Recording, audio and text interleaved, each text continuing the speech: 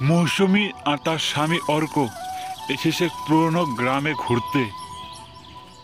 অর্কের পিতা বাড়িটা অনেক বছর ধরে ফেলে রেখেছিল, আর বাড়িটা অনেক বছর ধরে বন্ধ ছিল। এবারতে কেউ থাকতো না। বাড়ির চারপাশে গাছে ভরা।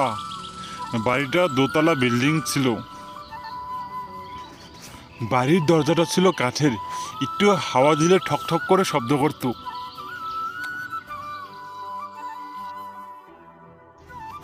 দিন পেরিয়ে রাত হয়ে গেল। রাতে যখন তারা ঘুমাচ্ছিল, ছাদের উপর থেকে যেন কারো হাঁটার শব্দ ছিল। থপ থপ করে যেন কে যেন হাঁটছিল ছাদের উপরে। সেই শব্দতে মৌসুমী জাগনা হয়ে যায়। এই উঠো উঠো, ছাদের উপর থেকে জানি কিছু শব্দ করছে, হাঁটার থপ থপ করে। উঠো উঠো বলছি। কি হয়েছে? ও পুরনো বাড়ি, ঈদের টুদের হবে মনে হচ্ছে। ও কিছু না, ঘুমাও তুমি। সেই বলে অর্ক শুয়ে পড়ল, কিন্তু মৌসুমীর চোখে কিছুতেই ঘুমাচ্ছিল না। তার মনে একটাই শব্দ শুনতে পাচ্ছিল, থপথপ করে ছাদের উপর থেকে। পরের দিন সকালে তারা গ্রামের লোকের সাথে দেখা করলো। আর একজন বৃদ্ধ বলল,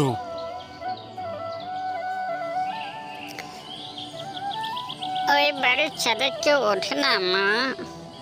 অনেক বছর আগে একটা মেয়ে ওই বাড়ির ছাদে আত্মহত্যা করেছিল বিয়ের আগের দিন।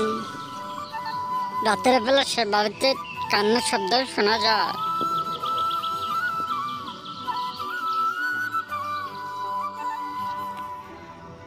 সেই শুনে অর্ক আর তার স্ত্রী সেখান থেকে চলে গেল।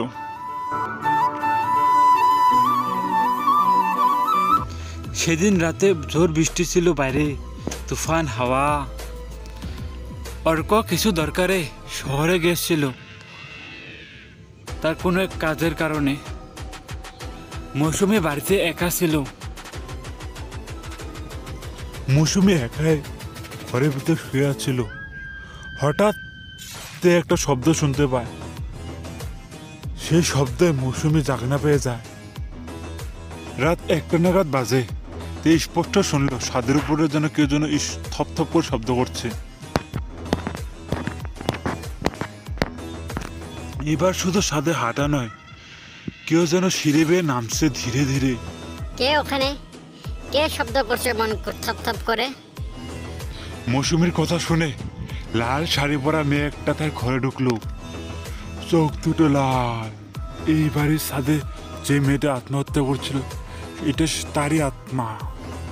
সে এসেছে মৌসুমীকে নিজে তার চুলের মুঠটি ধরে ধরেতে উপর করে নিয়ে যায় তার কাছে।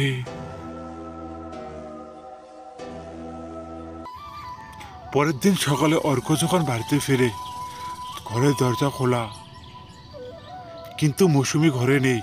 সেই চারিদিকে খুঁজলো, দেখলো, কিন্তু মৌসুমীকে খুঁজে পেল না।